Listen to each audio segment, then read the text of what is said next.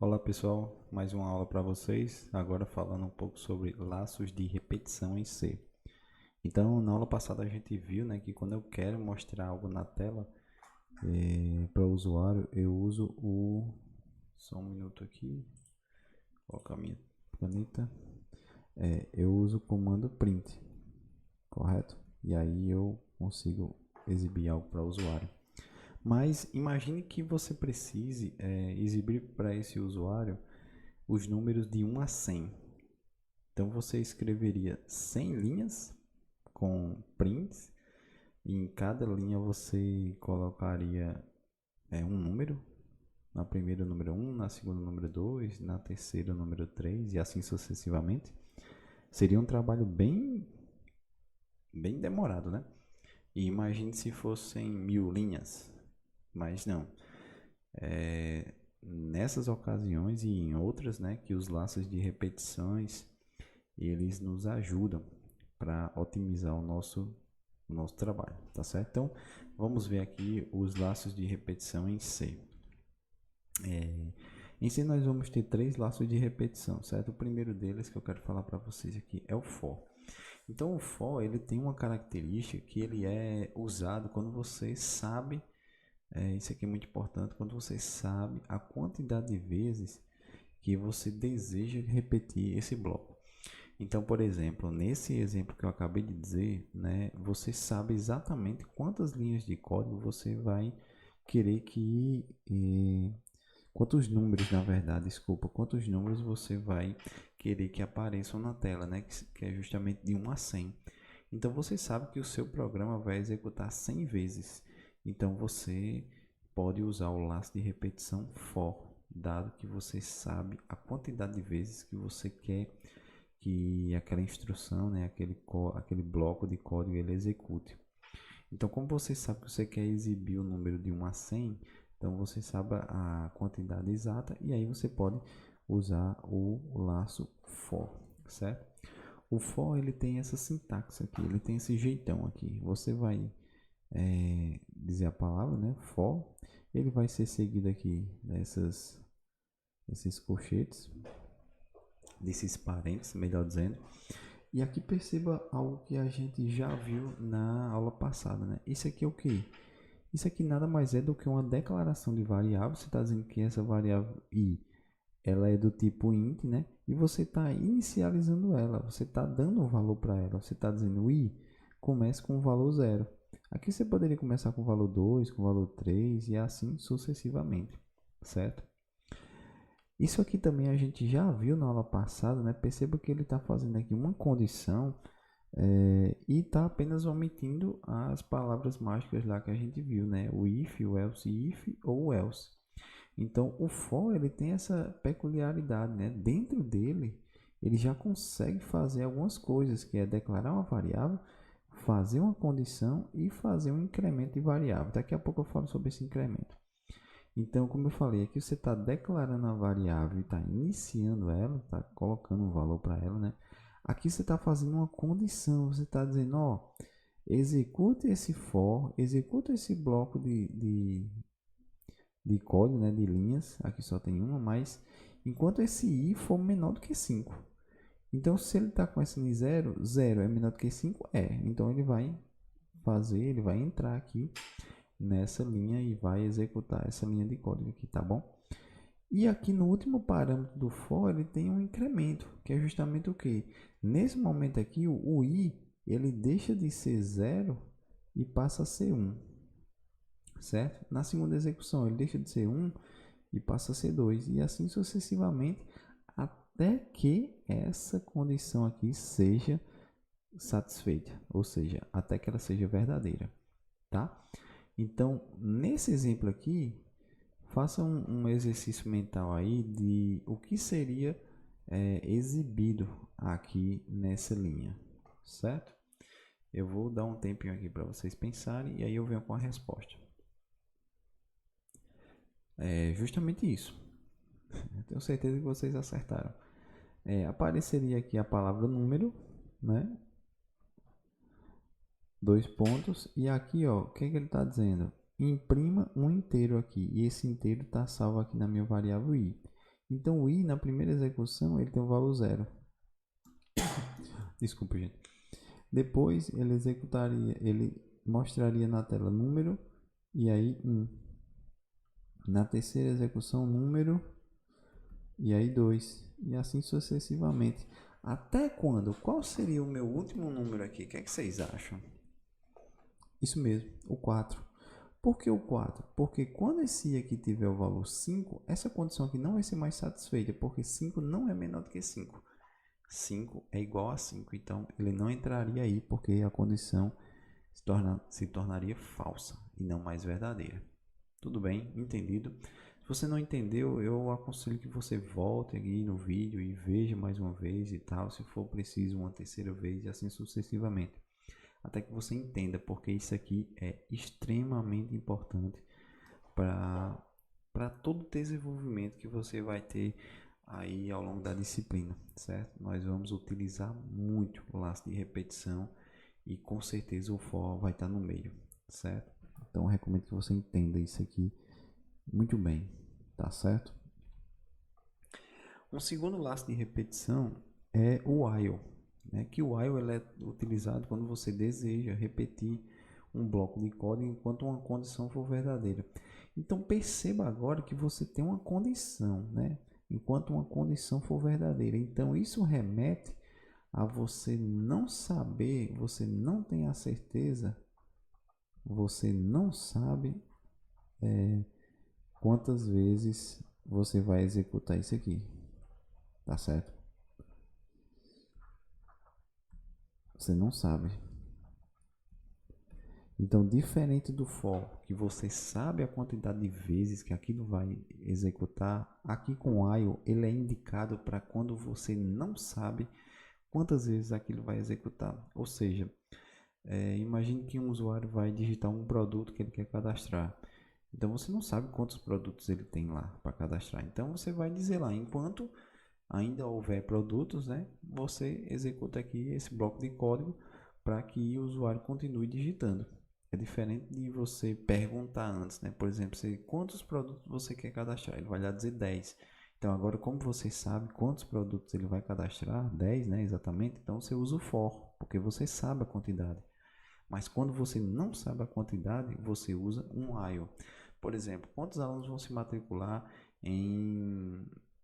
na disciplina de matemática próximo semestre? Eu não sei, então eu vou colocar um while, não vou colocar um for, certo? Então tenham isso em mente. O for eu uso quando eu sei a quantidade de vezes que eu vou repetir aquele trecho de código.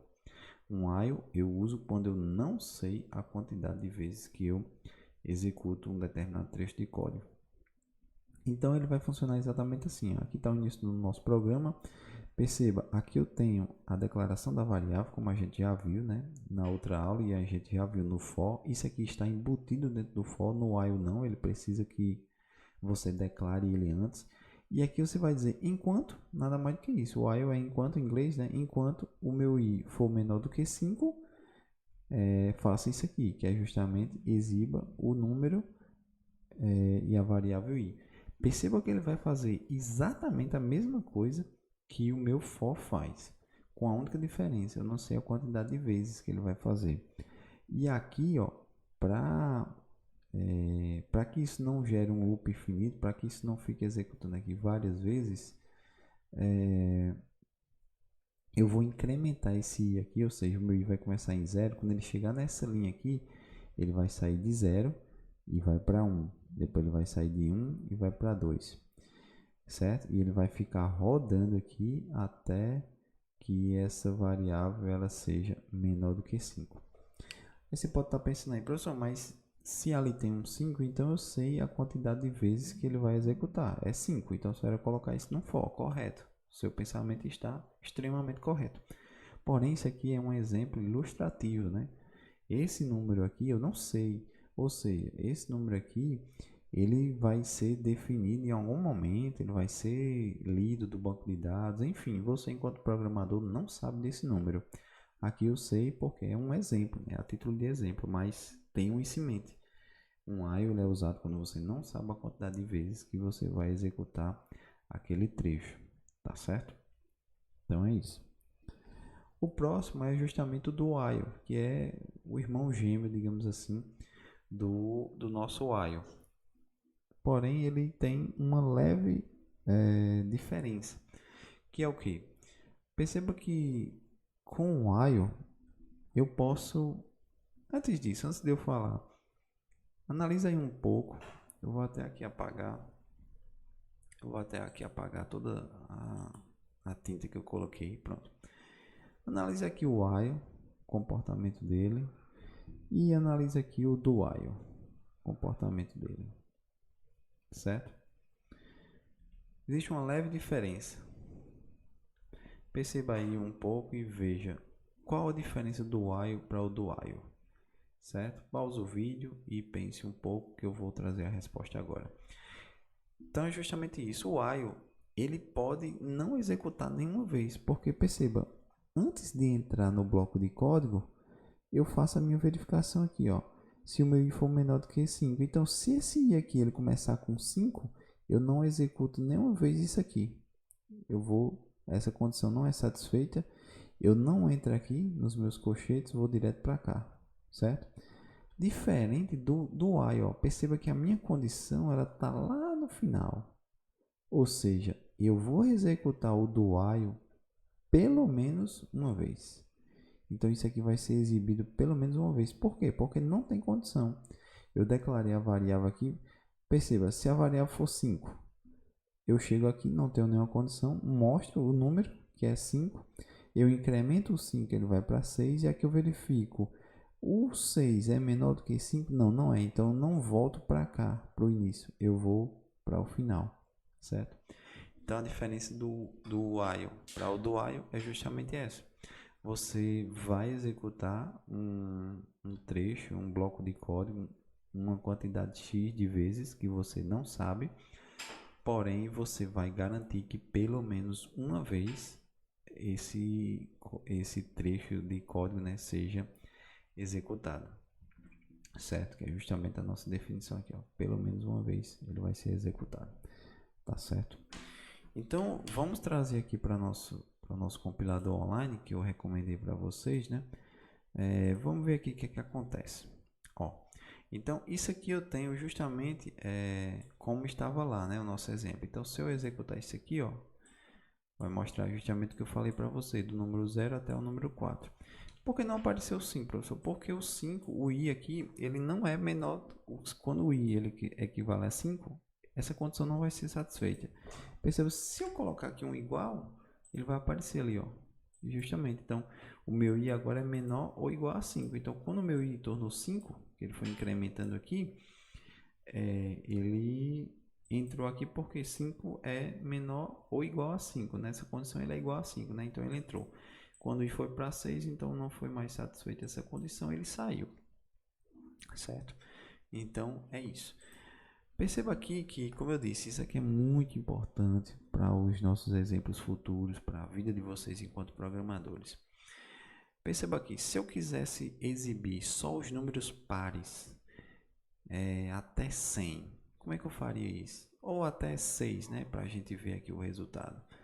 Como é que você faria isso? Pensa um pouco aí, dê pausa no vídeo e aí você analisa se pensou corretamente. Então, justamente, se eu quiser mostrar os números pares de 1 a 6, por exemplo, eu vou ter que mostrar quem? Eu vou ter que mostrar o 2, o 4 e o 6. Então, o que é que eu faço? Eu simplesmente, ao invés de começar aqui em 0, uma das formas, né? Existem outras formas de fazer, mas ao invés de começar em 0, eu vou começar em 2. Eu vou fazer isso aqui até o número 6, porque eu estou colocando o 6 na jogada.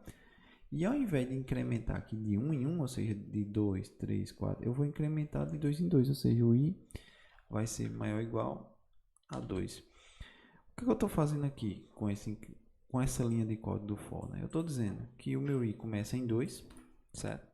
Eu estou dizendo que o meu i vai até no máximo o 6, e eu estou dizendo que ele incremente de 2 em 2 e não de 1 em 1, como eu fiz agora há pouco. Se eu executar isso aqui, ó, eu vou ter justamente o que eu queria, 2, 4 e 6. Legal, né? Como eu falei, existem outras maneiras de fazer isso aqui através de condicionais, por exemplo, mas uma forma bem simples de se fazer é justamente essa daqui. Tudo bem? O while, por exemplo, como a gente viu, então eu vou ter que declarar aqui uma variável i recebendo zero, por exemplo. Então, enquanto, que é justamente o meu while, né? Enquanto o meu i for menor do que 5, eu vou fazer alguma coisa aqui, né? Vou exibir printf número, como a gente viu lá, né? %d barra n para quebrar a linha.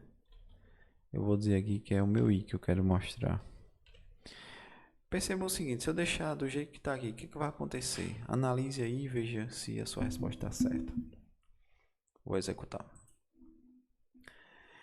Perceba aqui, ó, que ele está executando inúmeras vezes.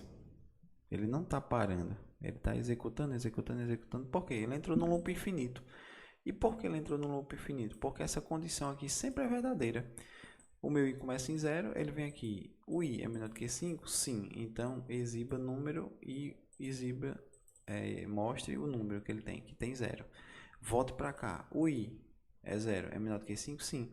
O que faltou aqui? Faltou que eu colocasse aqui o meu i mais igual a 1, ou seja, com isso aqui eu estou incrementando, estou dizendo i, saia de 0 e vá para 1, na outra execução, i, saia de 1 e vá para 2, e assim sucessivamente. Então eu executei aqui, pelo menos ele parou agora e fez aquilo que a gente queria que ele fizesse, né? Então se eu quisesse fazer a mesma coisa, né, com os números pares, né, eu colocaria aqui 2, colocaria aqui 6, colocaria aqui mais igual a 2. Que foi justamente o que eu fiz lá no for. E aí ele mostraria aqui o 2, 4, 6. Repito, né? Você pode estar pensando, professor, mas aí eu sei quantas vezes vai executar. Sim, você sabe, mas isso aqui é um exemplo, certo? Imagine que você não sabe que número é esse aqui. Esse número aqui poderia estar numa variável que você não sabe qual é, que você leu, que seu programa leu, que não foi você, enfim. Então você está com uma variável ou até mesmo um número aí que você não sabe, certo? Isso aqui é só a título de exemplo. E o do while ele vai fazer justamente a mesma coisa, só que ele vai garantir que eu... Porque, por exemplo, deixa eu só tirar isso aqui. Ó. O que eu falei para vocês, se eu colocar aqui 7 e pedir para executar, ele não vai mostrar nada. Por quê? O que acontece? Eu atribuí aqui o valor 7 para a minha variável i, cheguei aqui. Enquanto 7 for menor ou igual a 6, ele disse, ué, mas 7 não é menor do que 6, então eu não executo esse trecho de bloco, eu venho para cá. E aqui finalizo o meu programa, certo? Diferente agora do while. O que o do while vai fazer para a gente? Ele vai garantir que pelo menos uma vez isso aqui seja executado, tá? Que vai ser justamente o que? Eu vou colocar isso aqui, ó, aqui dentro. Eu vou colocar aqui dentro, certo? Vou só alinhar aqui, que eu tenho um certo toque com essas questões de alinhamento. Ó, o que vocês acham que vai acontecer aqui agora? Pensa aí um pouco e responda. Responderam? Vou executar aqui. É isso mesmo, um erro de compilação. E aí, vamos ver o que foi que deu de errado. Isso mesmo. Ó, como eu falei para vocês, esses erros aqui na aula, eles não são pensados, né? Mas eles são importantes porque eu consigo dizer a vocês o que é que está acontecendo. Ó, mais uma vez, ele está me dizendo, ó, aconteceu um erro. Aconteceu um erro na linha 9, porque eu espero um ponto e vírgula antes da chave. Foi o que eu fiz aqui, ó. Coloquei uma chave aqui depois do parênteses, onde na verdade ele espera um ponto e vírgula. Vamos ver se é isso? Pronto, é exatamente isso. Aí, perceba que ele executou.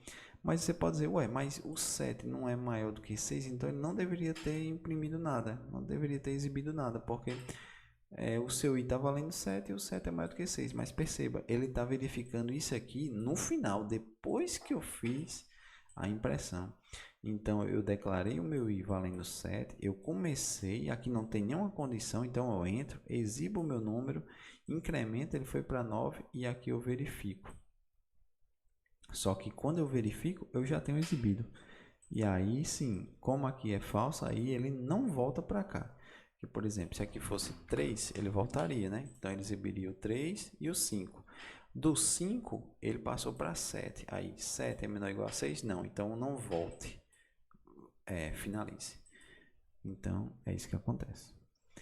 Tá certo, pessoal? Eu espero que tenha ficado claro para vocês essa questão de laço de repetição, porque, repito, é um assunto extremamente importante. Então vale a pena se dedicar um pouco, vale a pena passar um tempinho aí para entender de fato, porque realmente é um assunto muito importante. Tá certo? Então até a próxima aula e um forte abraço.